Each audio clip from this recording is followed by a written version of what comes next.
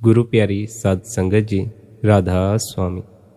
आप जी को पता है आज हजूर जी का जन्म दिवस है और आप सभी को हजूर जी के जन्म दिवस की बहुत सारी शुभकामनाएं। आज हम आपके साथ बहुत प्यारा सत्संग शेयर करने जा रहे हैं। हजूर जी की याद में इस सत्संग को श्रवण करते हैं। बेनती है इस सत्संग को पूरा ही सुनिएगा। सत्संग के वचन हैं, जाके हृदय विश्वास प्रभ आया, तत्त ज्ञान तिस मन प्रगटाया। जिसके हृदय में सच्चा विश्वास प्रकट हो जाता है, जिसे उस परमात्मा पर भरोसा हो जाता है कि वह हर पल उसके साथ है, उसके भीतर ही सत्य का ज्ञान प्रकट होता है। हमारी अड़चन क्या है? हमारी अड़चन यह है कि हमें उस कुल मालिक पर पूरा भरोसा नहीं होता। अगर भरोसा होता भी है तो वह सदा के लिए कायम नहीं रहता। जरा सी बात पर भी वह भरोसा टूट सकता है। हमारा भरोसा भी बड़ा कच्चा है। उस मालिक पर भरोसे की बात तो छोड़ो, हमें तो सदगुरु द्वारा दिए नाम पर भी भरोसा नहीं होता। हालांकि सदगुरु द्वारा दिया नाम उस मालिक तक पहुंचने का मूल मंत्र होता है, पर यदि हमारे भीतर भरोसा और भावना ना हो तो वह नाम भी हमारे लिए व्यर्थ हो जाता। भरोसे का होना बड़ा ही जरूरी है। जो अपने सदगुरु पर भरोसा रखते हैं, सदगुरु के कहे अनुसार चलते हैं, सदगुरु से प्रेम करते हैं, वे उस निर्मल नाद की ध्वनि को सुनना भी शुरू कर देते। लेकिन जिनका विश्वास सदगुरु पर कायम नहीं होता, उन्हें अनहद शब्द की ध्वनि तक पहुंचने में कई कठिनाइयों का सामना करना पड़ता। अंत में तो सभी साधकों का अपने सदगुरु पर पूर्ण विश्वास हो ही जाता। लेकिन उस अवस्था तक पहुंचने से पहले कई बार ऐसे पड़ाव आते हैं जीवन में, जिनकी वजह से साधक का गुरु से विश्वास डोल भी जाता। साधक के हृदय में वह प्रेम नहीं रह जाता जो कि उसे सदगुरु के करीब ले आए। साधक के जीवन में भरोसे का होना बड़ा ही ज्यादा आवश्यक होता है। साधक कौन होते हैं? साधक वे होते हैं जो अभ्यास करना शुरू कर देते। साधक से पहले शिष्य की श्रेणी आती है। शिष्य वे होते हैं जो सत्संग सुनते हैं, सत्संग सुनकर आध्यात्मिक रहस्यों को समझते हैं। जब वे अध्यात्म के रहस्यों को समझ जाते हैं, जब उनकी दृष्टि समाज से हटकर अपनी ओर मुड़ती है, तब सदगुरु उन्हें अभ्यास की युक्ति सिखाते हैं ताकि वे भी आध्यात्मिकता के शिखर को छू सकें। तब कहीं जाकर शिष्य साधक बनता है। साधक के बाद संत की श्रेणी आती है। संत की श्रेणी वह होती है जहां हम अपने स्वयं में ठहर गए होते हैं, जहां हम उस मालिक में समा गए होते। अब यह फैसला आपको स्वयं ही अपने भीतर देख कर लेना होगा। आप शिष्य की श्रेणी पर हो, आप साधक की श्रेणी पर हो, या आप संत की श्रेणी पर हो। शिष्य बनना भी बड़ा ज्यादा कठिन काम है, क्योंकि सत्संग को सुनने में मन रमता ही नहीं। सत्संग तो होते रहते हैं, लेकिन सत्संग में कही जा रही बातों की हमें समझ नहीं आती। यह जो समझ है, यह तब तक विकसित नहीं होती जब तक कि हम सत्संग को ध्यानपूर्वक सुनना शुरू नहीं करते। सुनने से समझ पैदा होती है। इसलिए जब भी सत्संग में जाओ, जब भी सत्संग सुनो, तो अपना ध्यान सुनने में रखना। सुनने के लिए तो आपको कोई मेहनत भी नहीं करनी पड़ती। कानों की व्यवस्था ऐसी है कि यदि हमारे आसपास कोई भी आवाज होती हो तो वह अपने आप ही सुनाई पड़ना शुरू हो जाती। सुनाई तो हमें सब कुछ आसपास का पड़ता है, लेकिन हम क्या करते हैं? हम विचारों में खो जाते। अगर हम विचारों में ना खोएं तो जो हमारे आसपास आवाजें हो रही हैं, हमें अपने आप से सुनाई पड़ना शुरू हो जाए। और यह बात स्मरण रखें, जिस दिन आप मन का साथ छोड़ देते हैं, उस दिन आपको आपके आसपास होने वाली आवाजें बड़ी साफ सुथरी सुनाई पड़ती हैं और उन्हें सुनने में भी आपको आनंद आता। अभी तो हमारे आसपास कोयल बोलती है, बोलकर चली जाती है। हम मन में खोए रहते हैं, ख्यालों में खोए रहते हैं, हमें उसके बोलने का भी पता नहीं लगता। जिस दिन आप अपने मन का साथ छोड़ देंगे, उस दिन आप पाएंगे कि जिस आवाज को सुनने के लिए आपके कान तरसे हुए थे, वह आवाज हर पल आपके आसपास हो रही है। हम केवल मन में खोए रहते हैं, जिस कारण हमें सूक्ष्म ध्वनियों की कोई खबर नहीं लग पाती। सूक्ष्म से सूक्ष्म ध्वनि इस ब्रह्मांड में मौजूद है। उन सूक्ष्म ध्वनियों को सुनने के लिए होश का होना बड़ा ज्यादा जरूरी है। आपको बड़े ज्यादा होश से भरना होगा। लेकिन यह होश की अवस्था तभी आपको उपलब्ध होगी जब आप मन का साथ छोड़ेंगे, क्योंकि मन तो मूर्छा पैदा कर देता है। मूर्छा में तो आप अपने आसपास होती आवाज को भी नहीं सुन पाते, फिर सूक्ष्म ध्वनि को किस तरह सुना जा सकता। जो व्यक्ति मन में खोए रहते हैं, अपने भीतर की आवाजों में खोए रहते हैं, उनसे यदि कोई बात करने आया हो तो वे सामने वाले की बात कहाँ सुनते। देखने में तो ऐसा ही लगता है कि दूसरे ने हमारी बात सुनी है, लेकिन ऐसा कभी होता नहीं है। कोई भी हमारी बात कभी भी नहीं सुनता। सब अपने मन की बातों में खोए रहते हैं। दूसरा क्या कहता है इसकी तो खबर ही नहीं लगती। मन में खोए रहने के कारण, या यूं कहो मूर्छा में जीने के कारण, हमारा जोड़ उन ध्वनियों से भी टूट जाता है जो सूक्ष्म नहीं है। इसलिए साधक को क्या उपदेश दिया जाता है? मन में खोए खोए जिंदगी मत जियो, अपनी इच्छाओं और वासनाओं में खोए खोए जिंदगी मत जियो, क्योंकि ये इच्छाएं और वासनाएं मन पैदा कर रहा है। ये तुम्हारी इच्छाएं और वासनाएं नहीं है। तुम इन्हें अपना समझ लेते हो, यह तुम्हारा भ्रम है। हालांकि इनका तुमसे कोई संबंध नहीं है। लेकिन हमारे लिए समस्या यह है, हमें तो मन का होना ही अपना होना लगता। हमें तो ये इच्छाएं, ये वासनाएं अपनी इच्छाएं और वासनाएं ही लगती हैं। अपनी इच्छाएं पूरी करने की खातिर ही हम कमाई कर रहे हैं, अपनी वासनाओं की पूर्ति के खातिर ही हम जी रहे हैं। अब यहाँ यह सवाल उठता है कि यदि हमें मन के अतिरिक्त कुछ और नजर आता ही नहीं है, तब फिर हम कैसे कह दें कि हम मन नहीं? कैसे कह दें ये इच्छाएं और ये वासनाएं हमारी इच्छाएं और वासनाएं नहीं? हम कैसे कह दें कि इस मन से परे भी कुछ है, जब हमें मन के अतिरिक्त कुछ नजर ही नहीं आता? बात यह भी ठीक है, जब तक मन के अतिरिक्त कुछ नजर नहीं आया, जब तक आपको अपने भीतर शून्य की झलक नहीं मिली, तब तक आप अपने को मन ही समझेंगे। तब तक इस भ्रम को तोड़ने का कोई और उपाय नहीं है। इसलिए सद्गुरु हमें क्या समझाता है? वो समझाता है उस शून्य की झलक पाने के लिए, मन से फासला करने के लिए सिमरन करो, ध्यान करो। स्मरण रहे, सत्संग द्वारा आपको यह समझ तो मिल जाएगी कि आप मन नहीं हो, लेकिन सत्संग द्वारा आपको मन से अलग होने का अनुभव प्राप्त नहीं होगा। अनुभव प्राप्त करने के लिए साधना करनी पड़ती है। अनुभव प्राप्त करने के लिए अपने भीतर झांकना पड़ता है, अपने भीतर डुबकी मारनी पड़ती। जब तक अपने भीतर देखना शुरू नहीं करोगे, तब तक चाहे लाख सत्संग सुन लो, 2 लाख सत्संग सुन लो, उस सुनने से कोई लाभ नहीं होने वाला है। सत्संग का केवल इतना ही उद्देश्य होता है कि वह जीव को पहले शिष्य बनाए, यानी अध्यात्म की समझ बख्शे। उसके बाद वह जीव को इस बात के लिए प्रेरणा दे कि अब इसके आगे अगर तुम अनुभव में प्रवेश करना चाहते हो तो तुम्हें साधना करनी चाहिए। सत्संग समझ को विकसित करता है, आध्यात्मिक समझ को विकसित करता। सत्संग के बगैर जो हमारी समझ होती है वह सारी संसारिक समझ होती है। संसार के पदार्थों, संसार के लोगों, संसार की बातों की समझ होती। सत्संग द्वारा हमारी आध्यात्मिक समझ विकसित होती है। अध्यात्म की समझ क्या है? अध्यात्म की समझ यह है कि हम मन नहीं है, लेकिन अपने आप को मन से अलग अनुभव कर लेना, यह समझ से समझ में नहीं आता है। यह तब समझ आता है जब आप साधना करना शुरू करते हैं, अभ्यास करना शुरू करते हैं। साधना करने से हम अपने भीतर एक ऐसे तल पर पहुंच जाते हैं जहां समझ भी बड़ी पीछे छूट जाती। स्मरण रहे, यदि परम ज्ञान हासिल करना हो तो अपनी समझ भी छोड़ जानी पड़ती, फिर चाहे वह आध्यात्मिक समझ हो, संसारिक समझ हो। दोनों तरह की समझ ध्यान में प्रवेश करने में बाधा बन जाती। सत्संग का महत्व यही होता है कि सत्संग द्वारा ही हमें यह पता चलता है कि जितना भी ज्ञान आपने सत्संग सुन के इकट्ठा किया है, उस ज्ञान को भी ध्यान में अपने साथ लेकर मत जाना। उस ज्ञान को भी ध्यान की घड़ियों में बाधा मत बनने देना। जो यह जान जाते हैं, जो यह समझ जाते हैं कि परमात्मा को समझा नहीं जा सकता, वही उसे समझने के काबिल बनते। बड़ी बेबूझ सी बात मालूम पड़ती है, लेकिन यही सत्य है। अपनी समझ को छोड़ दो, ब्रह्मांड के रहस्य प्रकट होना शुरू हो जाए।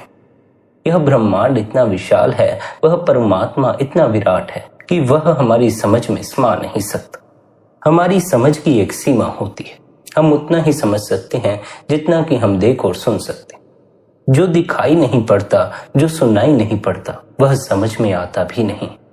जो दिखाई नहीं पड़ता, जो सुनाई नहीं पड़ता, अगर उसे देखना और सुनना हो तो साधक को अपनी समझ छोड़ देनी पड़ती। साधक तब तक संत नहीं हो सकता जब तक वह अपनी समझ नहीं छोड़ता। समझ को विकसित करके आप मन को निर्मल तो कर सकते हो, लेकिन यदि अपनी समझ को पकड़े रखा तो मन भी छूटने को नहीं है। जब भी ध्यान में बैठो, बंदगी में बैठो, तो अपनी समझ भी छोड़ देना। जो ज्ञान सत्संग द्वारा भी हासिल किया है उस ज्ञान से भी चिपके मत रहना। अपने स्वयं के भीतर उतरो। गुरु ने अभ्यास की युक्ति सिखा दी। जो अनुभव आपसे कहे जाते हैं उन्हीं अनुभवों के भरोसे पे मत बैठे रहना। इस भरोसे मत बैठे रहना कि जो अनुभव दूसरे को हुए हैं वैसे ही अनुभव आपको भी होंगे। नहीं, आपकी अंतस की यात्रा आपकी अपने अकेले की यात्रा है। आपको क्या अनुभव होगा इसका कोई भी दूसरा व्याख्यान नहीं कर सकता। यदि आप सत्संग के ज्ञान से चिपक जाएंगे तब फिर आप उन अनुभवों के भरोसे पर बैठे रहेंगे जिनका कि सत्संग में जिक्र किया जाता। फिर यदि आपको भीतर कुछ अनुभव होगा भी, आप उस तरफ ध्यान नहीं दे पाएंगे क्योंकि आपकी चाह फंसी रहेगी अन्य किसी अनुभव की तरफ, उन अनुभवों की तरफ जो कि आपसे कह दिए गए। इसलिए आप इस बात को सदा स्मरण रखें कि जब भी ध्यान में बैठें, किसी भी बात को, किसी भी ज्ञान को अपने साथ भीतर नहीं लेके जाना। भीतर कोरे कागज की भांति उतरना है। इस तरह उतरना है कि मानो आपको कुछ भी पता नहीं है। ना कोई अध्यात्म का ज्ञान है, ना कोई ध्यान का ज्ञान है, ना ही किसी अन्य बात का कोई ज्ञान। कोरे कागज हो जाओगे तो जो लिखने लायक है वह परमात्मा खुद ही लिख देगा। पहले ही कागज को इतने शब्दों से भर कर जाओगे तो उस मालिक के लिए सत्य का ज्ञान लिखने के लिए जगह ही नहीं बचेगी। अपने आप को भीतर से खाली करो, अपने आप को कोरे कागज की भांति बनाओ। स्मरण इस बात का रखो, संत वही होते हैं जो अपने को पूरी तरह मिटा लेते हैं, यानी अपने अहम को मिटा लेते हैं। साधक वह होते हैं जो अहम को मिटाने के लिए साधना करते।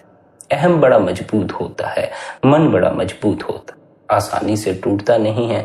इसे तोड़ने के लिए साधना करनी पड़ती है, निरंतर अभ्यास करना पड़ता। अहम को मिटाने के लिए निरंतर अभ्यास की आवश्यकता है। संत होने के लिए मन का साथ छोड़ने की आवश्यकता है। इस सब की समझ हमें सत्संग द्वारा मिलती। इसलिए जीव को शिष्य से संत होने के लिए कड़ी मेहनत करने की आवश्यकता है। पहले तो शिष्य बनना ही बड़ा मुश्किल होता। सत्संग को ध्यानपूर्वक सुन लेना ही बड़ा मुश्किल होता है। सत्संग को अपने हृदय में उतार लेना ही बड़ा मुश्किल होता। जिस दिन सत्संग हृदय में प्रवेश करना शुरू कर देता है उस दिन से जीव शिष्य की श्रेणी में पहुंचता। फिर जब सत्संग सुनकर शिष्य को यह बात समझ आने लग जाती है कि इस मन से ऊपर उठना होगा, इस मन से ऊपर उठने के लिए साधना करनी होगी, तब वह साधना करनी शुरू करता। जब साधक को इस बात की समझ आती है कि संत होने के लिए साधना करना ही पर्याप्त नहीं है, बल्कि साधना से भी ऊपर उठने की आवश्यकता है, तब कहीं जाकर वह संत की श्रेणी में प्रवेश करता। लेकिन इसका अर्थ यह न समझ लें कि आप अभी से साधना करनी छोड़ दें। यह सुनकर कि संत होने के लिए साधना से भी ऊपर उठना पड़ता है, यदि आप साधना छोड़कर बैठ जाओगे आप संत नहीं हो पाओगे। साधना से ऊपर उठने के लिए पहले साधना करने की आवश्यकता भी होती है। मन को छोड़ने के लिए मन को पकड़ना भी आवश्यक होता है। यदि हमने मन को पकड़ा ही नहीं होता तो इसको छोड़ने की इतनी जद्दोजहद क्यों करनी पड़े? पकड़ा है इसलिए छोड़ना पड़ता। इसी तरह पहले साधना करनी पड़ती है, फिर साधना से भी ऊपर उठ जाना पड़ता। फिर एक ऐसी अवस्था जीवन में हासिल करनी पड़ती है जहां आपको साधना भी न करनी पड़े और आप अपने आप में ठहरे रहें। लेकिन जब तक आपको अपने भीतर स्वयं का अनुभव प्रगाढ़ता से होना शुरू ना हो जाए तब तक साधना करते रहें, तब तक साधना से मुख मोड़ कर ना बैठ जाए। हमेशा ख्याल रखें, पहले शिष्य, फिर साधक, फिर संत। शिष्य की श्रेणी से तो बहुत से जीव ऊपर उठाए, बहुत से जीव साधक की श्रेणी में प्रवेश कर गए।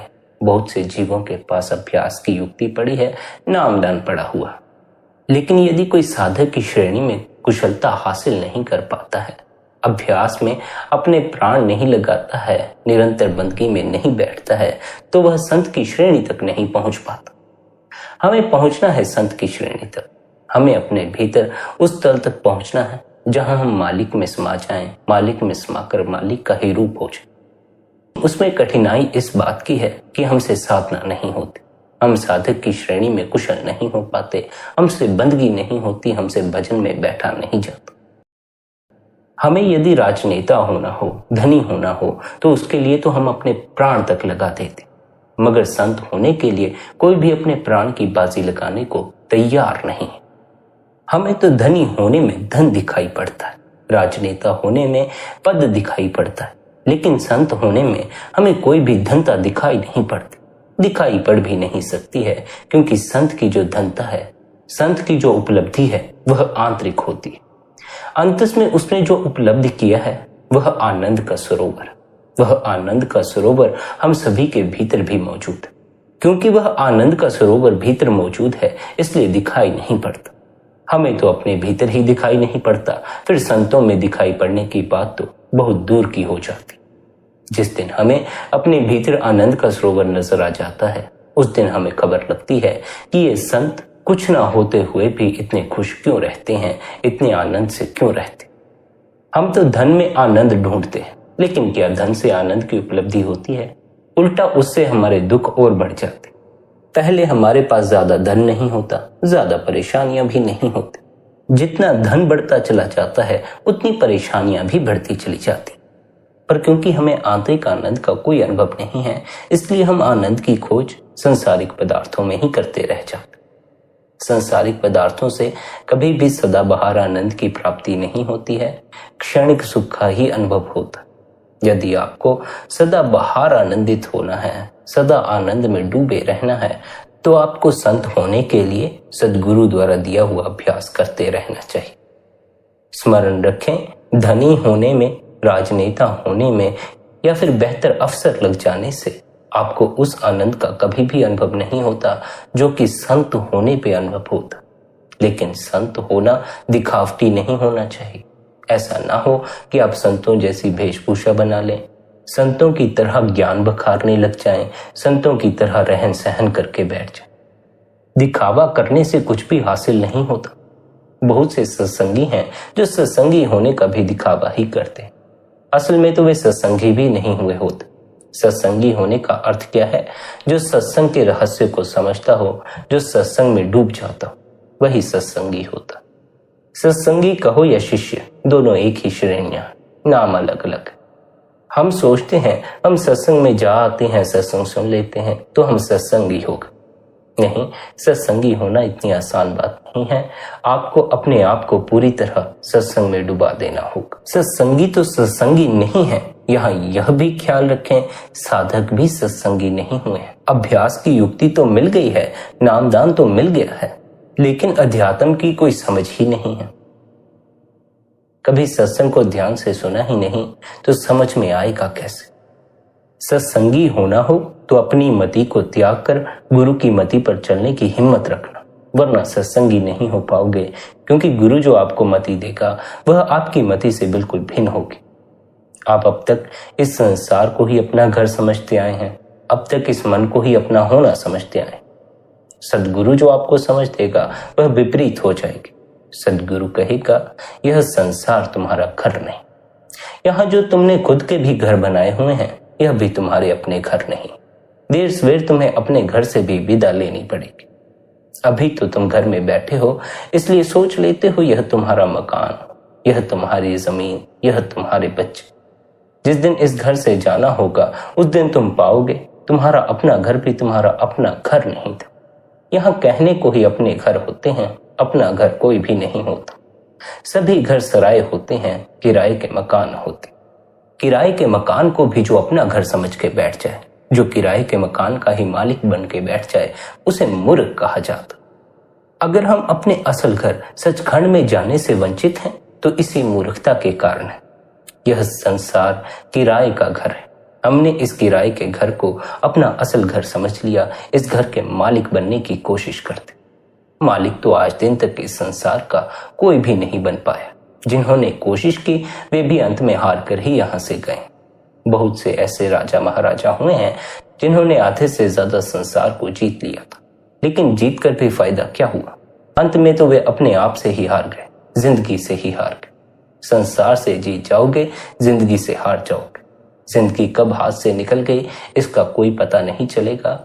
इसलिए यह जिंदगी अगर अभी आपके हाथ में है, अगर समय अभी आपके हाथ में है, तो इस समय का लाभ उठा लो, अपनी जिंदगी का लाभ उठा लो। जीते जी उस परम सत्य तक पहुंच जाओ। जीते जी अपने देह के बंधन तोड़ लो, ताकि फिर दोबारा देह में ना आना पड़े। देह में आए तो दुख ही दुख है, तनाव ही तनाव है। देह में आए तो फिर मन का साथ लेना पड़ेगा, फिर मन में उलझ जाओगे, फिर मन में उलझे उलझे आधी उम्र बीत जाएगी। जब आधी उम्र बीत जाएगी, जब मन के पीछे लग के केवल दुख ही इकट्ठा करोगे, फिर होश आएगी, फिर सदगुरु की शरण ढूंढोगे, फिर कहीं सत्संग में जाना शुरू करोगे, फिर दोबारा से अध्यात्म की बात समझोगे, दोबारा साधना शुरू करोगे, दोबारा संत होने के प्रयास करोगे। कितने जन्म संत होने के प्रयास ही करते रहोगे, कितने जन्म उस मालिक में समाने की तैयारी ही करते रहोगे। यह जन्म मिला है, इस जन्म का लाभ उठा लो। अब तैयारियां मत करे जाओ, अब तो उसमें समाने के लिए प्राण की बाजी लगा दो।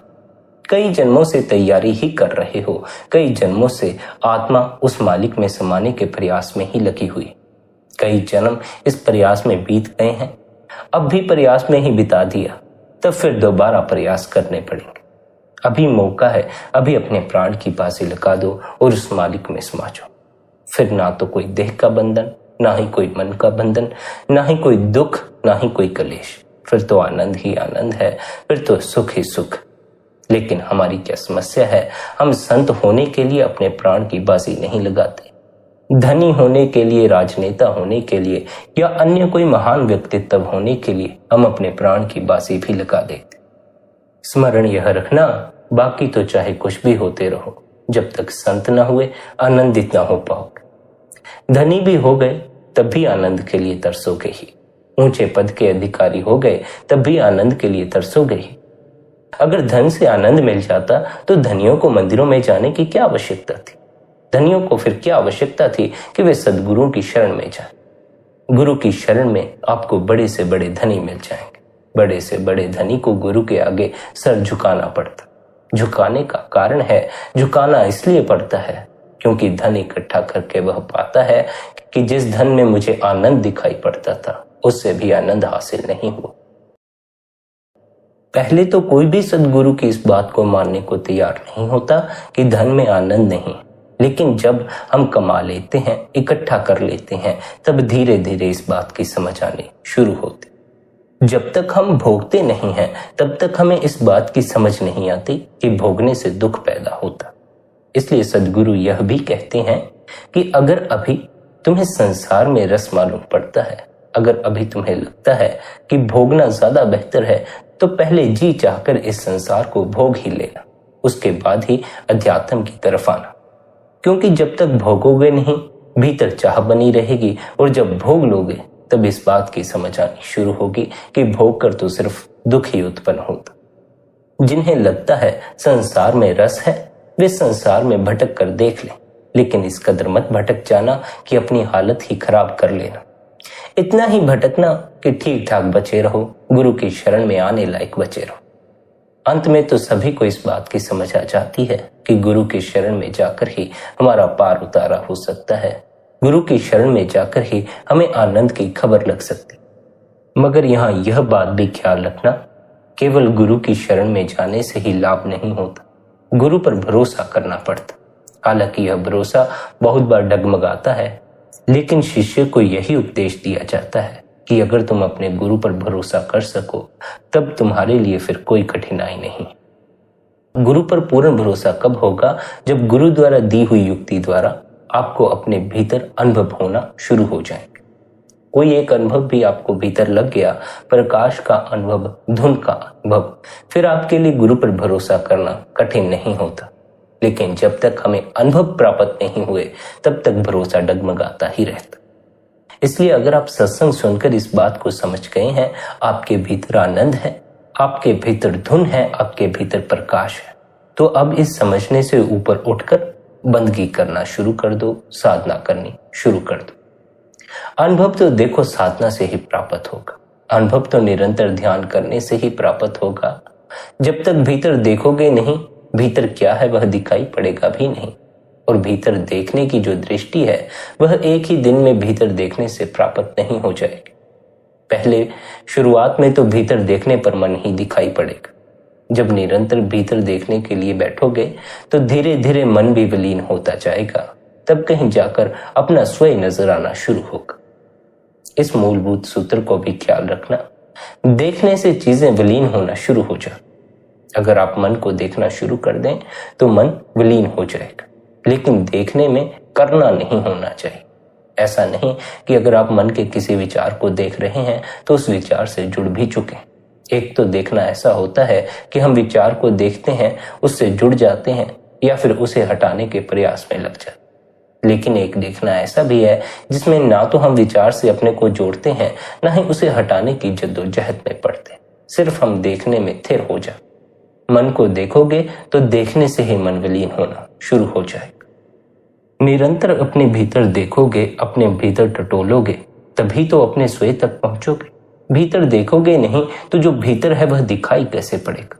हमारी सारी कठिनाई यह है कि हम भीतर देखे बगैर ही भीतर के नजारे देख लेना चाहते। हम भीतर उतरे बगैर ही अपने स्वयं तक पहुंच जाना चाहते। भीतर उतरने के लिए कोशिश तो करो, भीतर उतरने के लिए अभ्यास तो करो, बंदगी में बैठो तो सही। चलोगे तो पहुंचोगे भी, चलोगे ही नहीं तो पहुंचोगे कैसे? अभ्यास करोगे ही नहीं तो अनुभव की प्राप्ति कैसे करोगे? अनुभव जब तक आपको प्राप्त नहीं हुआ, फिर तो आप चाहे कितने भी सत्संग सुनते रहें, वे सुनना आपके लिए व्यर्थ ही होगा। उसका आपके जीवन में कोई भी लाभ नहीं होगा। जीव को यह समझाना ही सत्संग का उद्देश्य है कि अंतस का अनुभव प्राप्त करना बहुमूल्य है। अंतस का ज्ञान हासिल कर लेने का कोई मूल्य नहीं, क्योंकि ज्ञान आपको अनुभव तक नहीं पहुंचाता। ज्ञान केवल आपको अनुभव की समझ बख्शता है कि ऐसा ऐसा होता है। जब भीतर उतरोगे तो यह अनुभव करोगे, वह अनुभव करोगे। सत्संग से तो समझ ही विकसित होगी। अनुभव प्राप्त करने हैं तो साधना करो, अभ्यास करो, बंदगी में बैठो। देखो, आलस करने से कुछ भी नहीं होने वाला है। आज आलस करके, आज कोई बहाना मार के बंदगी में नहीं भी बैठ सकते हो, पर जब कल कोई दुख आ जाएगा फिर बंदगी की याद आएगी। इससे पहले कि कोई दुख आए, बेहतर यही है बंदगी में बैठना शुरू कर दो। बंदगी में बैठोगे तो दुख के आने पर आपको कोई घबराहट नहीं होगी, आपको कोई भय नहीं लगेगा। अभी तो दुख आते हैं, हमारी छाती कप जाती, हमें समझ नहीं आती हम करें तो करेंगे। अगर बंदगी करोगे तो भय से छाती भी नहीं कपेगी और हर दुख का हल आपको अपने आप से ही मिलना शुरू हो जाएगा। या यूं कहो, बंदगी करने वाले साधक के दुखों का निवारण अपने आप ही होना शुरू हो जाता है। उसे अपने दुख को दूर करने के प्रयास भी नहीं करने पड़ते। जो मालिक के भरोसे हो जाते हैं, मालिक उनके जीवन की व्यवस्था अपने आप ही ठीक कर देता। हमें मालिक पर भरोसा तो नहीं है, पर हम चाहते यही हैं मालिक हमारे जीवन को ठीक ठाक कर दे। भरोसा कायम करो, भरोसा पक्का कर लो, फिर तो देखो सब ठीक हो जाएगा। जब तक भरोसा कच्चा है तब तक सब ठीक होगा भी, तब भी कुछ भी ठीक मालूम नहीं पड़ेगा। यह बात स्मरण रखना, उस मालिक पर पूर्ण भरोसा आपको तभी हो सकेगा जब आपको उस मालिक की कोई झलक मिल जाएगी। सद्गुरु पर आपका विश्वास उसी दिन कायम होगा जिस दिन आपको भीतर का कोई अनुभव प्राप्त हो जाएगा। अनुभव प्राप्त नहीं होते हैं, विश्वास कायम नहीं होता। अनुभव प्राप्त ना होने का कारण यह है कि सत्संगी साधना करता ही नहीं है, अभ्यास करता ही नहीं। बिना साधना किए संत हो जाना चाहता। बिना पढ़ाई लिखाई किए कोई मास्टर कैसे हो सकता?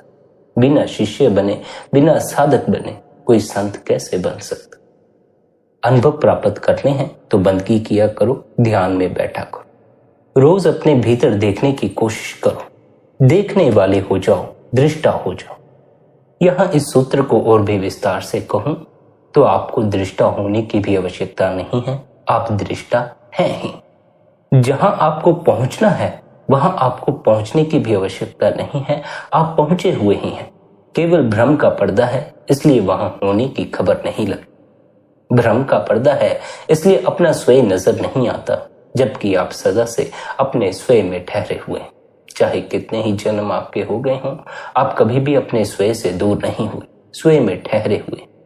लेकिन मन का पर्दा है, इसलिए दूरी अनुभव होती।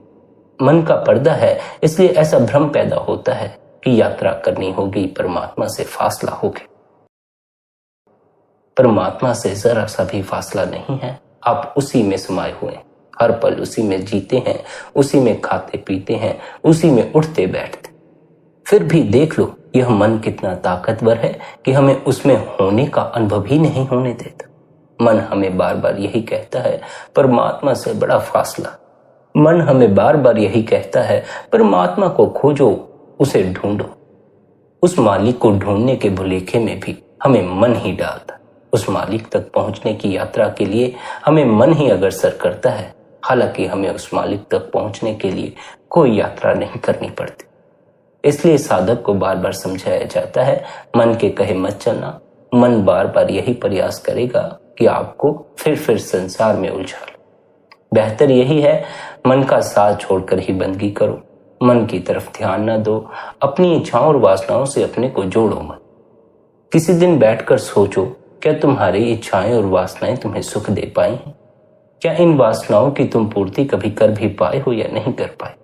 बहुत सी इच्छाएं और वासनाएं तो अधूरी ही रह जाती। अगर इन इच्छाओं और वासनाओं से ही चिपके रहे तो अधूरे को पूरा करने की जद्दोजहद भी जिंदगी भर बनी रहेगी। पूरा तो कभी नहीं कर पाओगे, लेकिन इस भ्रम में पड़े रहोगे कि कभी पूरा कर लोगे। भ्रम ही भ्रम है, जीवन में भ्रम ही भ्रम जीव ने इकट्ठे कर ले। माया के इस पर्दे ने जीव को इस कदर भुलेखे में डाल दिया है कि वह जीव को सत्य के प्रति जागने ही नहीं देती, जीव को अपने स्वयं में ठहरने ही नहीं देती। स्वयं में ठहरना हो तो मन से ऊपर उठने की तैयारी रखना, मन से ऊपर उठना हो तो साधक बनने की तैयारी रखना, अभ्यास करने की तैयारी रखना। फिर आलस करने से कोई लाभ नहीं होगा, फिर बहानेबाजी से कोई लाभ नहीं होगा। अगर स्वयं तक पहुंचना है, आनंदित होना है, फिर तो साधक बनने के लिए पूरी तैयारी रखना, प्राण की बाजी लगा देनी पड़ेगी। कुछ जीव ऐसे होते हैं जो सुनकर ही समझ जाते, समझकर ही अपने को मन से अलग कर लेते, लेकिन सभी के लिए यह आसान नहीं होता। वे भी बड़े विरले जीव होते हैं जो ऐसा कर लेते। बहुत से जीवों को तो साधना ही करनी पड़ती है, अभ्यास ही करने पड़ते हैं, ताकि उन्हें वह अनुभव हो सके जो मन से परे। ख्याल रखें, मन इच्छाओं, वासनाओं और कामनाओं का जोड़ है।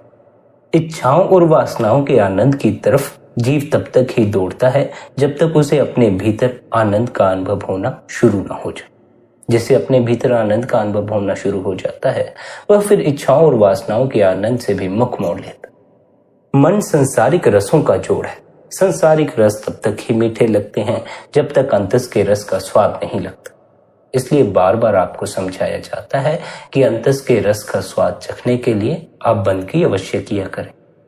अगर आपको मन से अलग होना कठिन मालूम पड़ता हो, अगर आपको भीतर का स्वाद ना लगा हो, तो उसके लिए आपको अवश्य ही अभ्यास करना चाहिए, क्योंकि अभ्यास करने से, बंदगी करने से भीतर का स्वाद लग ही जाता है, मन से अलग होने का अनुभव हो ही जाता। लेकिन अभ्यास में सद्गुरु पर भरोसा भी होना चाहिए, सद्गुरु से प्रेम भी होना चाहिए। हालांकि पूर्ण भरोसा तो अनुभव के बाद ही जन्म लेता है, लेकिन पहले अपनी तरफ से भरोसा डालना पड़ता है।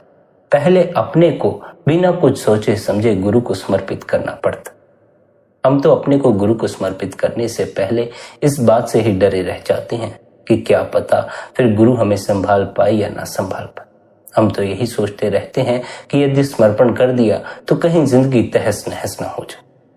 पहला कदम तो शिष्य को ही लेना पड़ता है, बाकी की सारी संभाल उसकी गुरु अपने आप ही कर लेता। अगर आप अपने को गुरु पर छोड़ दें, अगर आप अपने परिवार के मसले, अपने जिंदगी के मसले अपने सद्गुरु पर छोड़ दें, तो वे सद्गुरु अपने आप ही हल कर लेगा।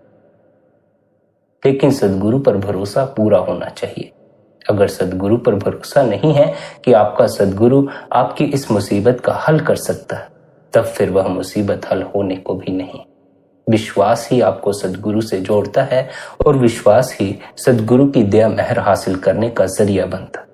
विश्वास से की गई बंदगी, प्रेम प्यार से की गई बंदगी अवश्य ही साधक के जीवन को रूपांतरित कर देती।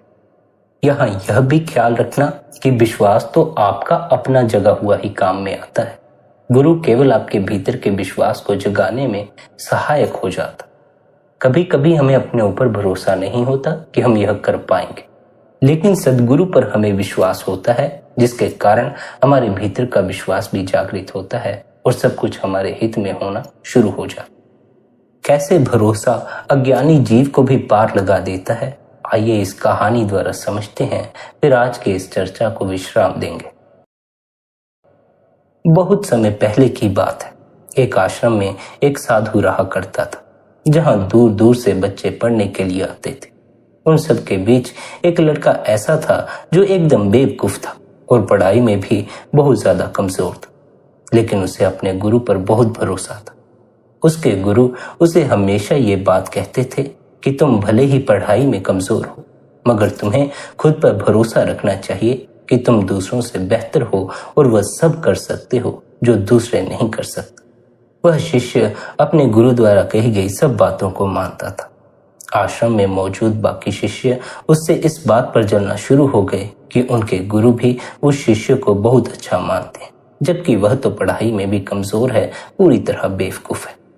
सबको लगने लगा था कि आगे चलकर यही लड़का इस आश्रम को संभालेगा, इसलिए दूसरे शिष्य मिलकर उस लड़के को आश्रम से हटाने का विचार बनाने लगे।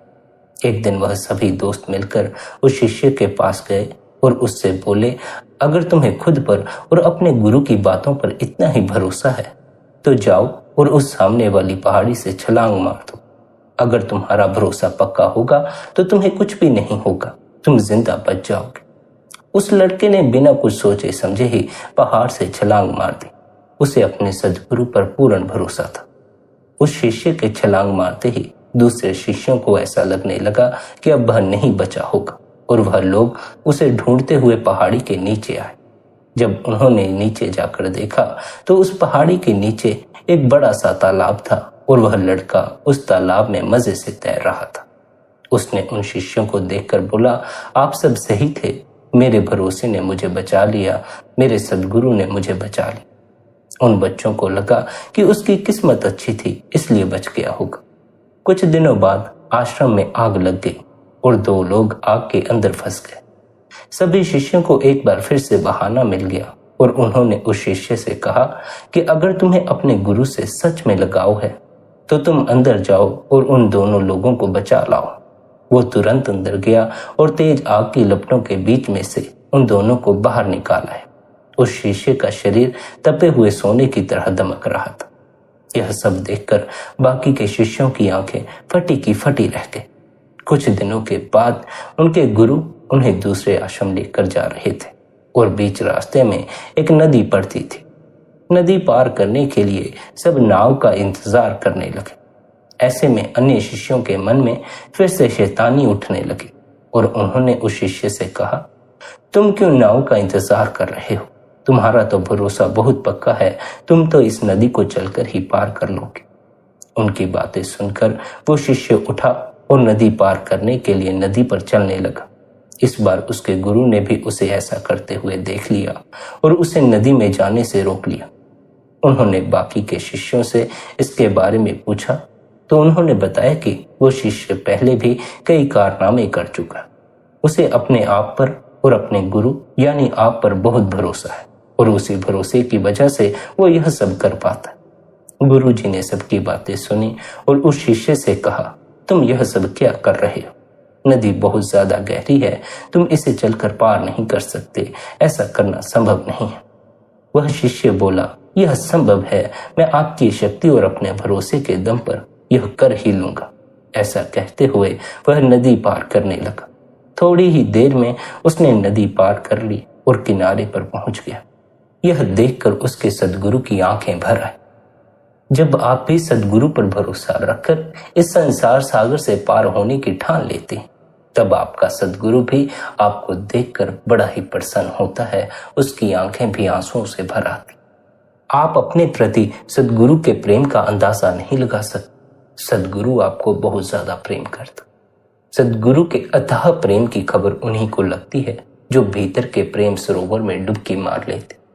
आपका भी यदि सद्गुरु पर पूर्ण भरोसा कायम हो जाए, फिर आपके लिए भी इस जीवन में कुछ कठिन नहीं रह जाएगा। बस इस भरोसे को पक्का करने के लिए इस बात को स्मरण रखें, आपको भीतर के अनुभव की आवश्यकता पड़ेगी। भीतर के अनुभव प्राप्त करने के लिए सद्गुरु ने आपको अभ्यास की युक्ति दे रखी है, भजन बंदगी करने का तरीका समझा रखा। अगर आप निरंतर भजन बंदगी करें, निरंतर अभ्यास में बैठें, फिर आपको भीतर के अनुभव भी होने शुरू हो जाएंगे। जैसे जैसे भीतर के अनुभव होने शुरू होंगे, आपका सद्गुरु के प्रति भरोसा भी कायम होता चला जाएगा। संगत जी, आज के इस सत्संग को यहीं पर विश्राम देते हैं। यदि आज का यह सत्संग आपको अच्छा लगा हो तो आज के इस सत्संग को आप अपने मित्रों और संबंधियों के साथ भी शेयर करें। साथ ही आप शबदधुन सत्संग चैनल को सब्सक्राइब कर लें। इतने प्रेम और प्यार से आपने सत्संग को सुना, उसके लिए आप सभी का धन्यवाद। अपना ख्याल रखें, सबके प्रति भीतर भले की कामना रखें। आपके भीतर बैठे परमात्मा को प्रणाम, मेरा प्रणाम स्वीकार करें। राधा स्वामी जी।